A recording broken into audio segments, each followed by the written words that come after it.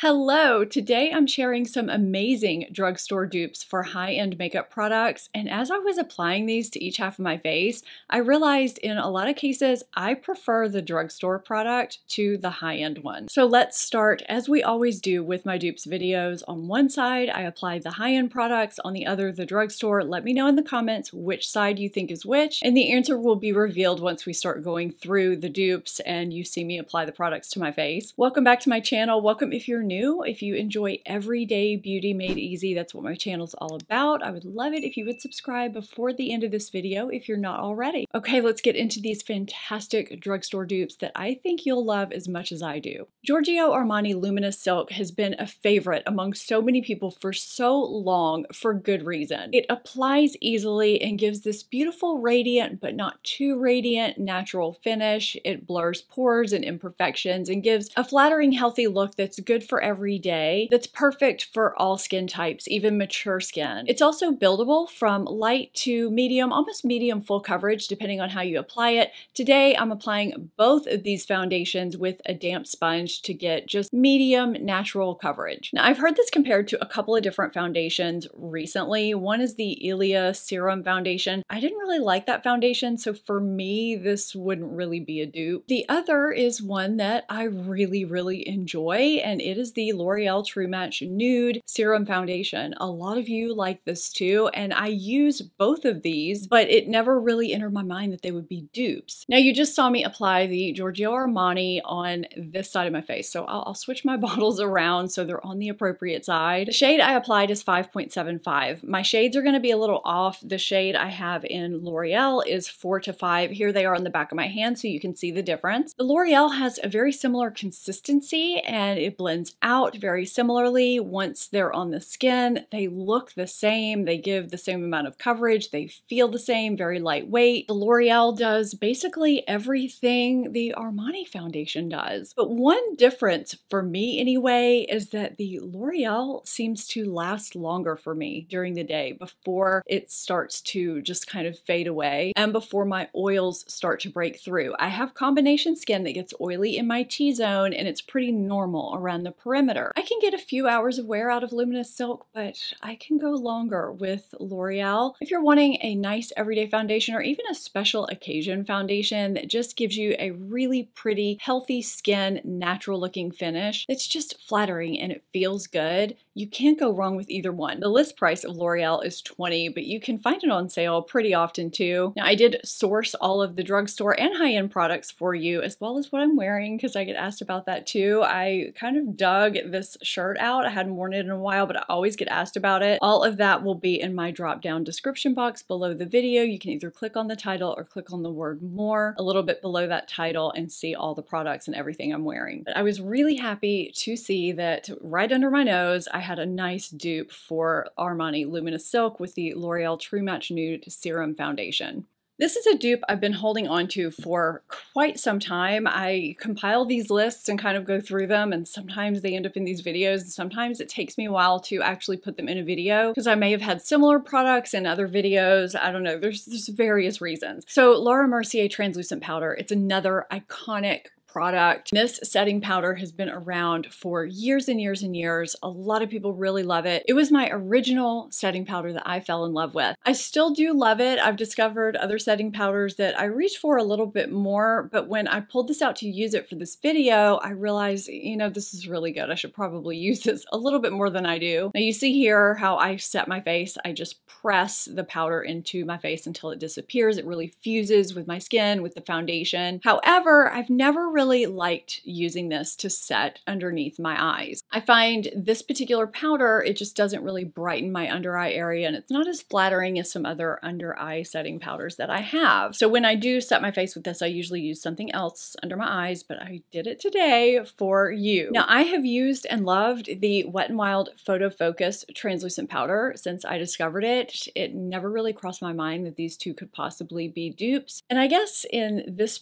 instance, this product for me is more of a dupe slash alternative that I like a little bit better than the original. I do think that they both set the face overall pretty equally. They keep my makeup looking really nice. They're both pretty finely milled. They keep my makeup intact a nice long time. However, I do like setting my under eye area with Wet n Wild Photo Focus. And so that's why I like the Wet n Wild alternative a little bit better, and it didn't really dawn on me until I was doing this video. I guess for people that don't have under eye issues, these might seem identical, but I have fine lines, dryness, texture underneath my eyes, and these do differ in that area. If you're just using them for the face though, I think they're pretty good dupes. Laura Mercier being $40 and Wet n Wild being just under $7. I'd say this is a great dupe and one that might even be a little bit better for a lot of you like me with dry under eyes.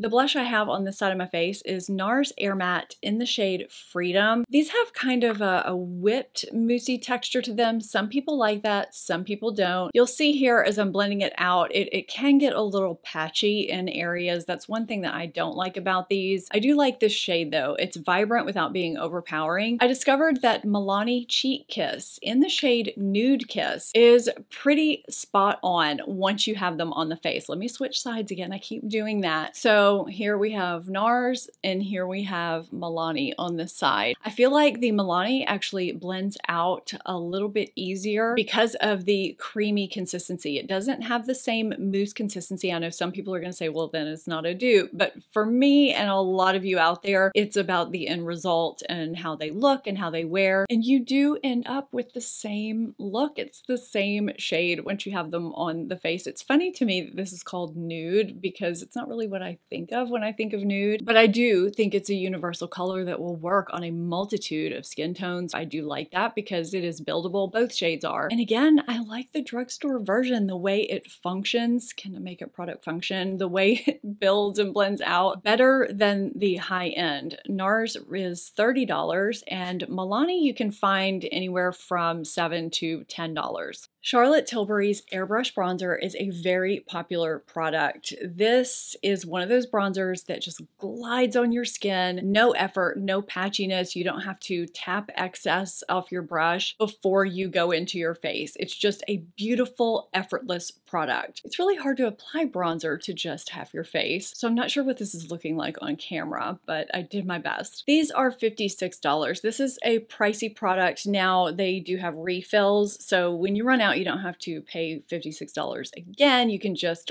pop a refill in, which is nice, but still, it's a luxury high-end product, and not everybody wants to spend that. So L'Oreal just recently launched their Infallible 24-Hour Fresh Wear Bronzer, and the moment I tried this, the texture, the way it applied reminded me of something I already owned, which was this. Now the shade I have in L'Oreal is medium and Charlotte Tilbury is 2 medium. There is a slight difference on the back of my hand with the shade, and I'm saying this is more about application, how they blend out and look and feel and wear, because they both wear beautifully and are so flattering and wear all day. I was able to just use a light hand of the L'Oreal in shade medium and get it to the same depth level of Charlotte Tilbury. If I went a shade deeper in Charlotte Tilbury, I might have an identical shade match or a shade lighter in L'Oreal, but I was still able to make these work. I didn't worry so much about that since everyone who watches me has a different skin tone and they both have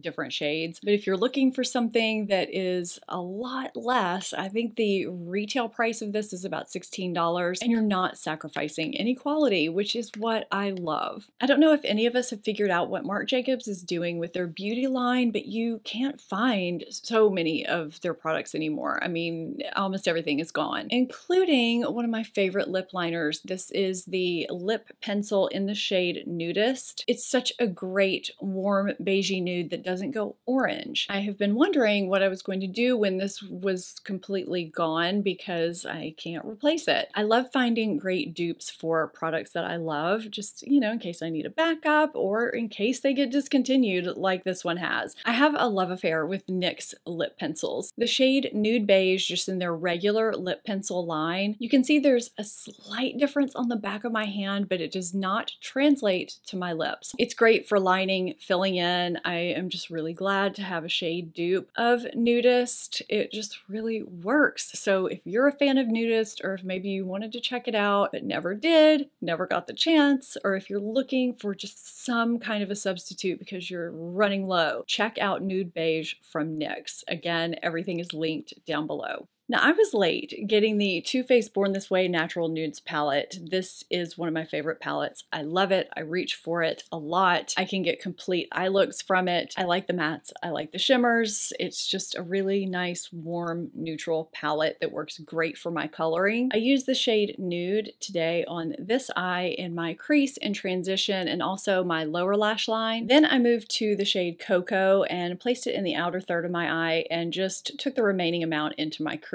I applied this shimmery shade Sparkling Sand with a finger across the inner and middle portion of my lid, and I used Swan to highlight my brow bone and inner corner, and finally lined with the shade Truffle. Now, this palette I'm going to show you that I used on this eye is one that I have loved for, it feels like so long, since it launched, since I've had it in my life. I've reached for it a ton. I've talked about it on my channel so many times, and it just kind of hit me that you could get some very similar looks with this palette as you can with the Too Faced palette. So obviously the ColourPop Bare Necessities palette is going to be an alternative palette because there are more shades in here. So one reason why I do like the Bare Necessities palette so much is because of the variety you get. I'm shifting the palette over here so I can show you what I used on this eye. In the transition crease and lower lash line, I started with Hot Gossip, using a slightly lighter hand than I did with the shade Nude on the other eye. I then moved to the shade Tabloid for my outer third, and to duplicate the shimmer shade on my lid, that Sparkling Sand shade, I dipped my finger back and forth in between Designer Duds and the Talk, and it gave me that duplicate shade. I used full exposure to highlight my brow bone and my inner corner, and I dipped my liner brush in Baubles and Crack On to just kind of duplicate that deeper brown. What I love about this is that you have so many options for a deep shade to line with, including a black, and you have some neutrals if you don't want to go all warm. The quality of the mattes and shimmers in both palettes is really great, very blendable, creamy. There are a couple of shimmers in this palette that I would define as a little bit dry, and I don't find that with Bare Necessities. So this palette, the Too Faced, is $49. The ColourPop is $34. You might feel like that's not that much of a difference, but when you think about how much variety and how much you get out of this palette, I would say that this is an alternative that is well worth it.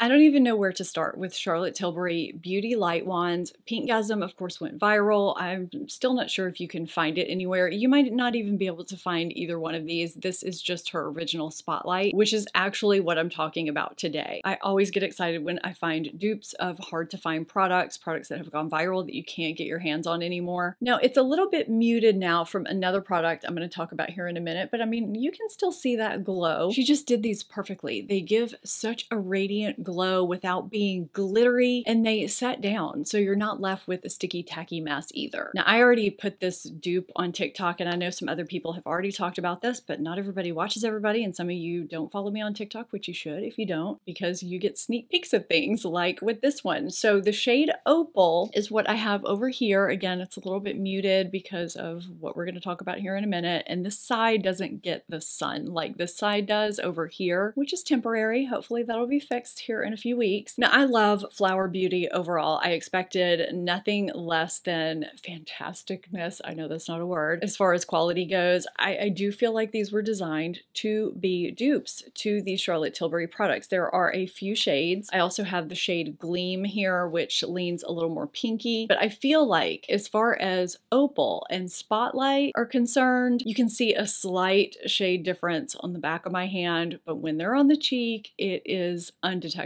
The quality is there with the Flower Beauty. It blends out the exact same way. It lasts all day. It sets down. So again, you're not left with anything sticky or tacky. It's flattering, as I feel like pretty much all Flower Beauty products that I've tried, almost all, have been. I do wish she had done her applicator a little bit differently and made it a little bit better. This is just messy. There's no getting around it. The opening is so narrow with the lid. And then when you twist it up, you never know how much is going to come up. So then you just end up with a ton squeezed out all at once. Then you have to worry about it squeezing out the side of the lid when you put it on, but that's a different story. Either way, even if you don't get the exact same color, if you don't get opal for the shade Spotlight, the quality is there. This Flower Beauty is such a great dupe for Charlotte Tilbury, and instead of paying $40, you're paying around $13. I love a good finishing powder as the last step of my makeup. It just kind of diffuses everything and blurs imperfections, or if you've applied too much bronzer, contour, or blush, or maybe your blush or contour or bronzer application was a little patchy, it can help disguise that too. And one of my absolute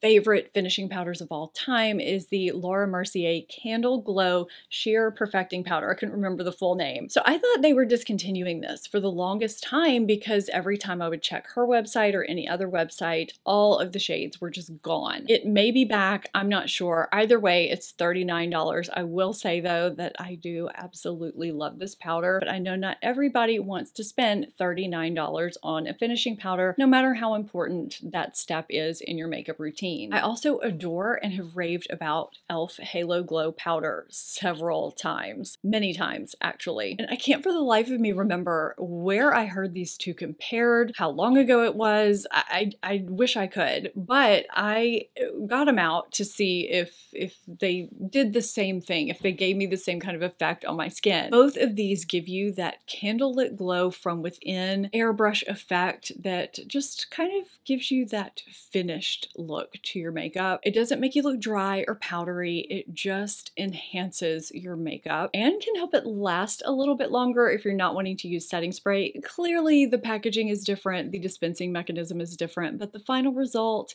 is the same. Let's talk about the lipstick I have on. When I look at the monitor, it to me looks like I'm wearing the same color on both sides as in one single lipstick, but I have different shades on both sides. What's on this side is Tom Ford Indian Rose, which is such a beautiful, I would say mid-toned, muted rosy pink that's not too pink. This is such a wearable, beautiful shade that a lot of people have really fallen in love with. It's $58. Now, I love both drugstore and luxury makeup, and I do have some high-end lipsticks. My issue with Tom Ford lipsticks is that they go bad pretty quickly. I had to throw quite a few away after a fairly short amount of time because they just went rancid. And when I'm paying almost $60 for a lipstick, I just don't expect that to happen. So I had this Maybelline lipstick in my life already, and I was swatching a bunch of lipsticks on my arm, seeing what might work for a dupe for just various lipsticks, doing my dupe research, you know? And this shade, 376 Pink for Me from Maybelline, looked close enough, as you can see here on my hand, that I thought,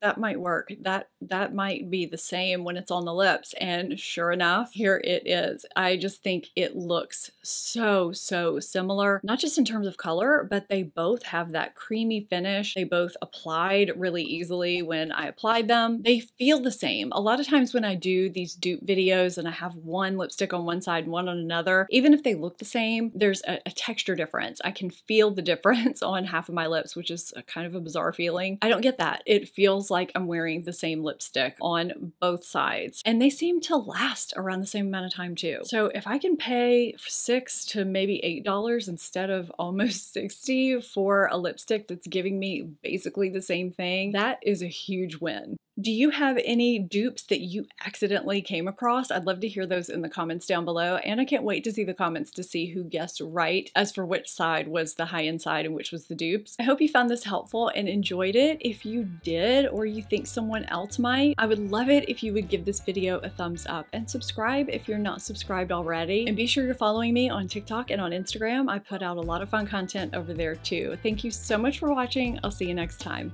Bye!